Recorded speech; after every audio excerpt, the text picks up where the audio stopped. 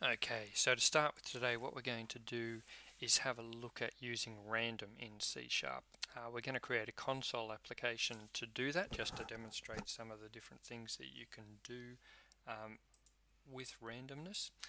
And so when you start Visual Studio, if you come to Windows Desktop, remember that we will need a console app. So if you choose console app, and then give it a name. So this is going to be random number generators. So let's just call it random num gen. In fact, I'll get rid of some characters there. Random num gen. Okay, so this is going to generate some random numbers for us. And say OK. So remember that a console application is just going to run within the console, so there's no form design here, and you write your code for this within that main method. So what you'll need to do is find the main method here on your screen, find the start curly brackets and the end curly brackets, and then simply press enter there so that you get a couple of lines between it. Remember not to delete any of the code above or any of the curly brackets ending, because if you do, your application won't work.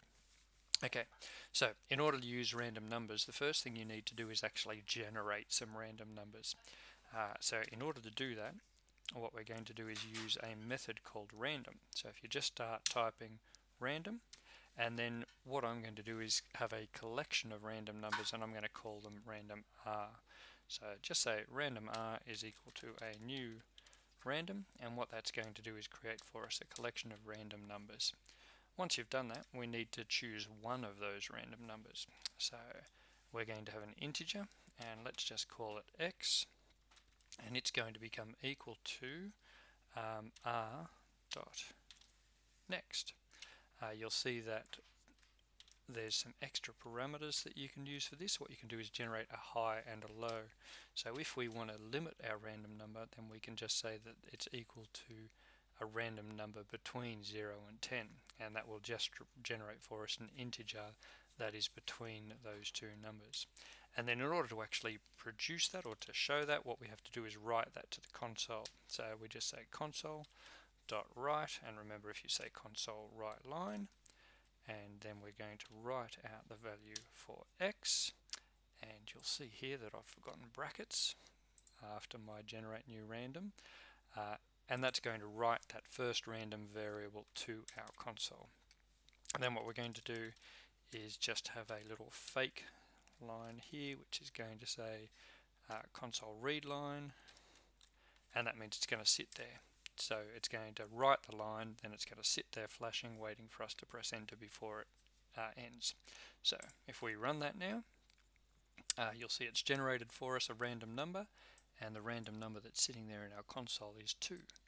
Now, because we are just showing what can be done with these random numbers, what we're actually going to do is loop this a few times. So you'll remember that we've used a for statement before. So what I'm going to do is I'm going to go after the line where we generated our random, and I'm going to start writing for. And you'll remember that if you press tab a couple of times, it will actually generate for you the entire structure. And what this is going to say is for I is equal to 0, I less than length. Now you'll remember that you actually have to say how many times you want the for loop to run. So we're going to say while I is less than 0, starting at 0, count to 10, increment each time, and we're going to simply cut this section of code, put it into the middle there, and this is going to throw up an error for me because I'm going to have to declare my variable outside of that loop. So let's just say int x is going to be declared up the top, and set it equal to 0 for our first, and then x becomes equal to next. Okay, so a couple of things I did there. I've declared my variable outside of my loop because you don't want to keep generating storage spaces in the computer's memory. So I've declared x outside of the loop and just set it equal to 0 for convenience. And then inside of my loop, I've said x is equal to the next random number, write what the value of x is. And this is going to loop 10 times. And so each time it loops, x is going to become equal to the next random number, and then at the very end we're going to have our readline value. So let's press play and start our application, and hopefully there's our 10 random numbers. And so you can see that those numbers can be generated quite easily within the code. Now this can be used in a variety of ways. You could use this for a fortune cookie program. So each time you generate a number, you could look at that number, and then based on what the output is, you could write, instead of writing the actual number, you could say if this is equal to 1, then write whatever the fortune line is. Or it could be a Magic 8 Ball application that writes a different statement within there. So what I'd like you to do is actually take this concept and change the code around so that you can actually write a Magic 8 Ball generator or a fortune cookie generator. So I want you to have some if statements in here saying that if x is equal to 1, then write if you have a happy wife, then you will have a happy life, a fortune cookie, okay, or something like that. And if x is equal to 2, then write something completely different.